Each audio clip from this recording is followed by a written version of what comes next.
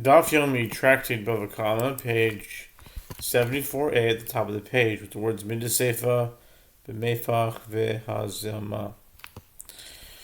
From the fact that the latter clause of the Braita states a ruling with regard to a case in which the second set of witnesses both reverses the order of events and renders the first pair as conspiring witnesses, it may be inferred that the first case as well, in parallel fashion, states a ruling with regard to a case in which the second set of witnesses both reverses the order of events and renders the first pair as conspiring witnesses.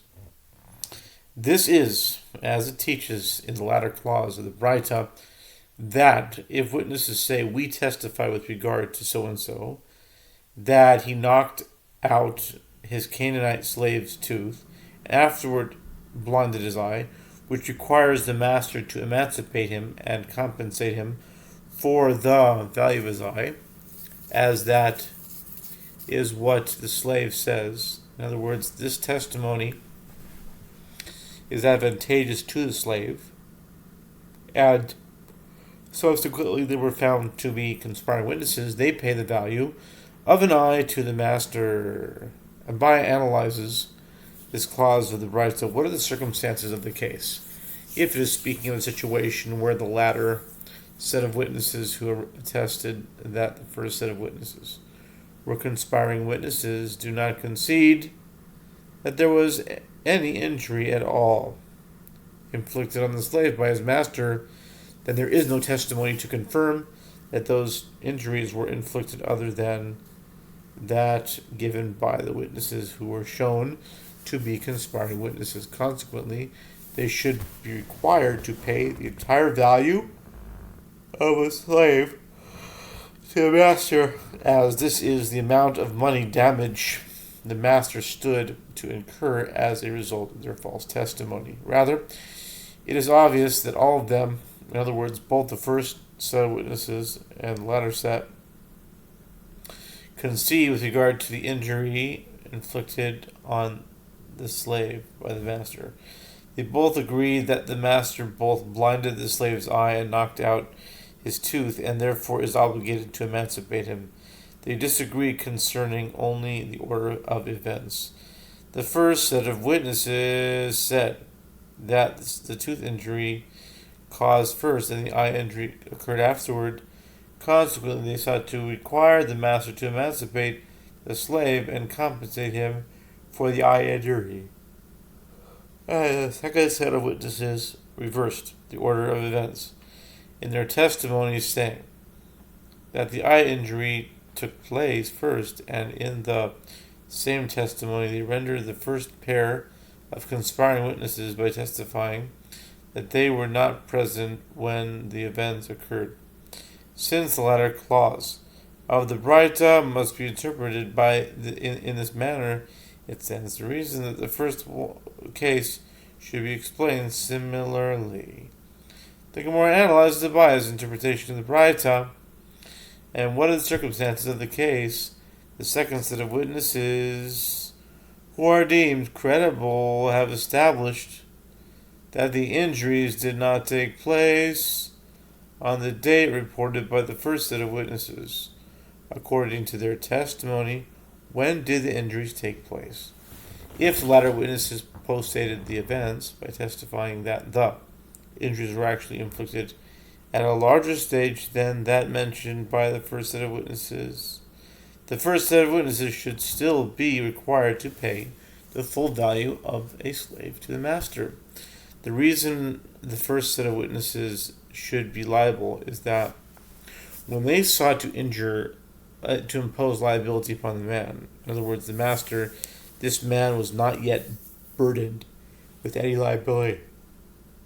When the first set of witnesses testified of injuries, the master was not yet obligated to emancipate his slave, or pay damages. Therefore, these conspiring witnesses should be required to pay these sums which they had sought to impose upon the master. Rather, it must be that the latter set of witnesses predated the time of the injuries by testifying that there were inflicted at an earlier date than that attested to by the first set of witnesses. The Gemara continues to analyze the case, and if the Braita is referring to a case where the master had not yet stood trial for having injured his slave, when the first set of witnesses submitted their testimony, those witnesses should still be required to pay the entire value of the slave to the master, as at the time of their testimony, the man, that is, the master, was not yet liable. The first set of witnesses sought to render the master liable at a time when he was exempt from liability, and therefore they should be obligated to pay him the full value of the slave. Allah Amad Bidin, rather, it must be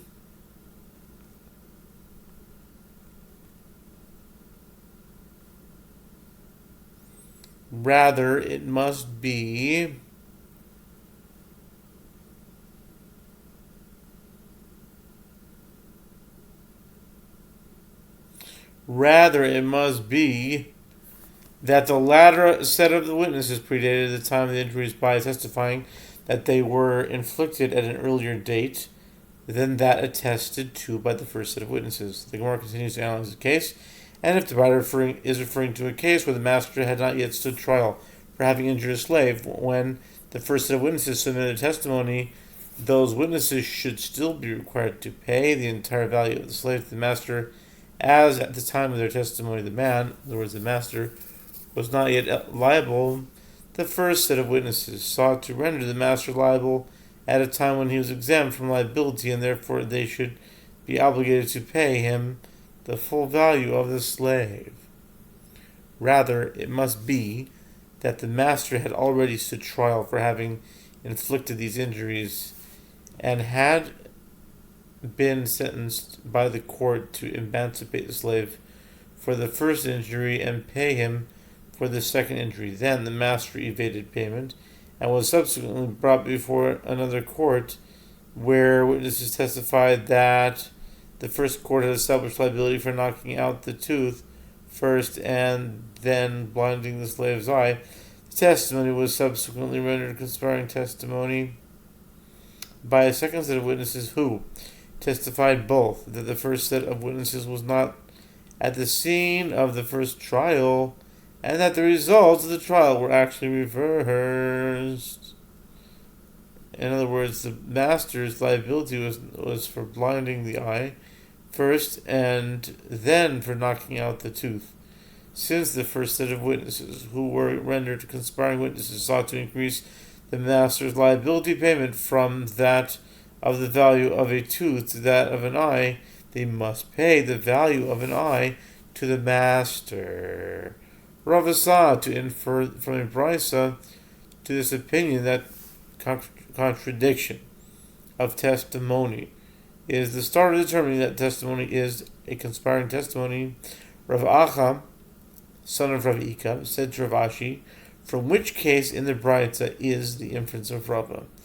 If we say that his inference is from the first clause, this is difficult in the case of the final clause, if it involves three sets of witnesses, as claimed by Rava, is the intermediate set of witnesses contradicted and rejected before they are established as conspiring witnesses. The first set of witnesses testify that the eye injury should take place after the tooth injury, whereas the immediate set of witnesses reverse the order. If so, the intermediate set of witnesses sought to lower the master's payment from the value of an eye to that of a tooth.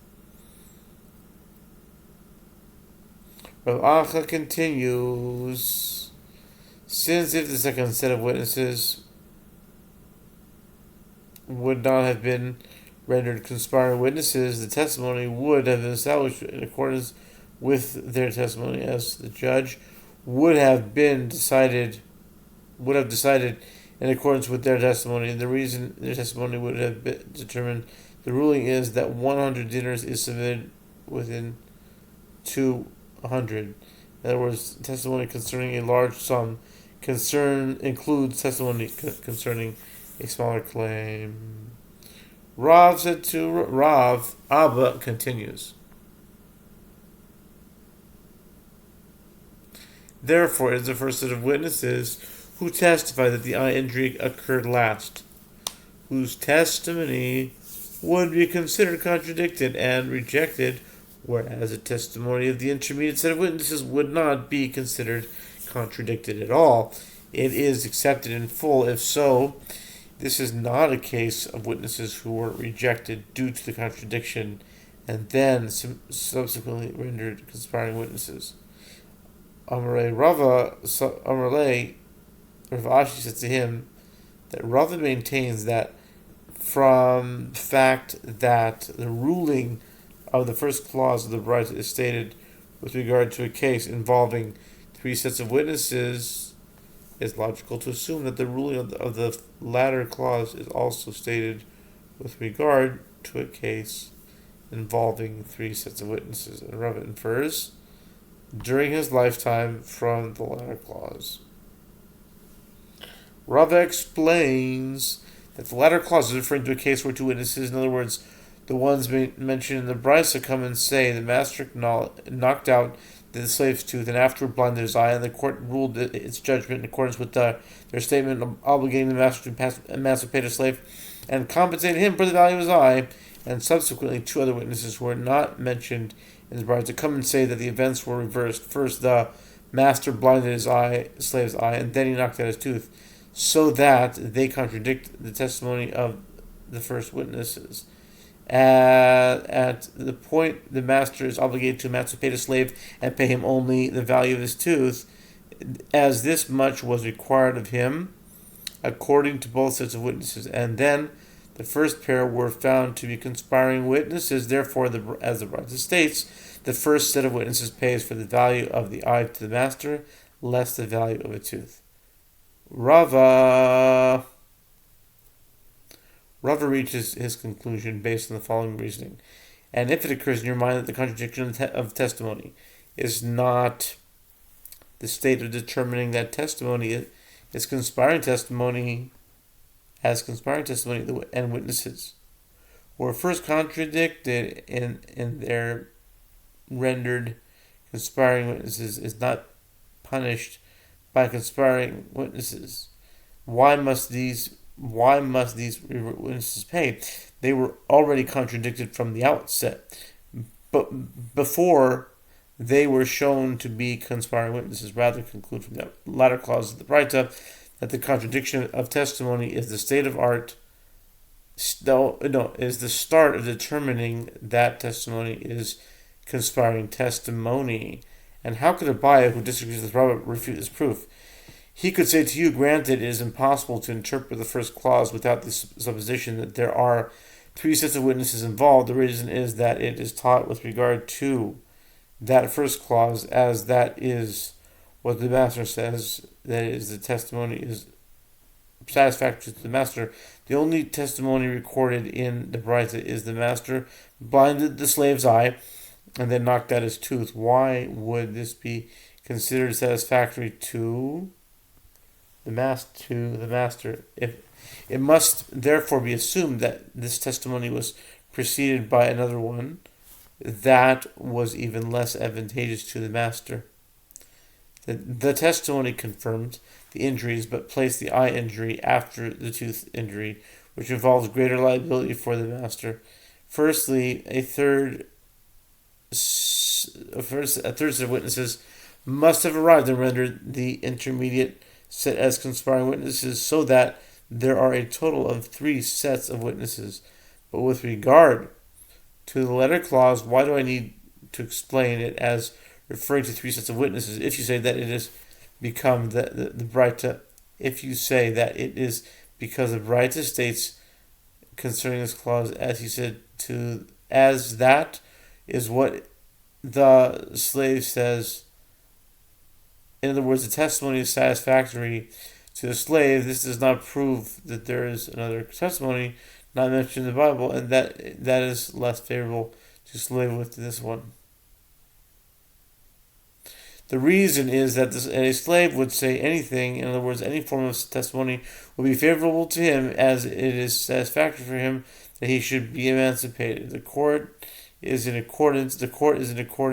accordance of testimony confirming either or order of events would result in his emancipation from slavery, and therefore both testimonies are satisfactory to him. Although there is a compelling reason to posit the existence of three sets on vessels in the first clause, there is no justification to do so in the second clause, and therefore it should be explained as the Abaya as discussing the only two sets of fruits, Moscow flavor of zero. So the bottom of 74a says Rizera objects to the basic assumption of the Brisa that when a master inflicts two injuries upon a Canaanite slave, he must indemnify the slave for the second injury. One can say instead that if the master blinded his slave's eye.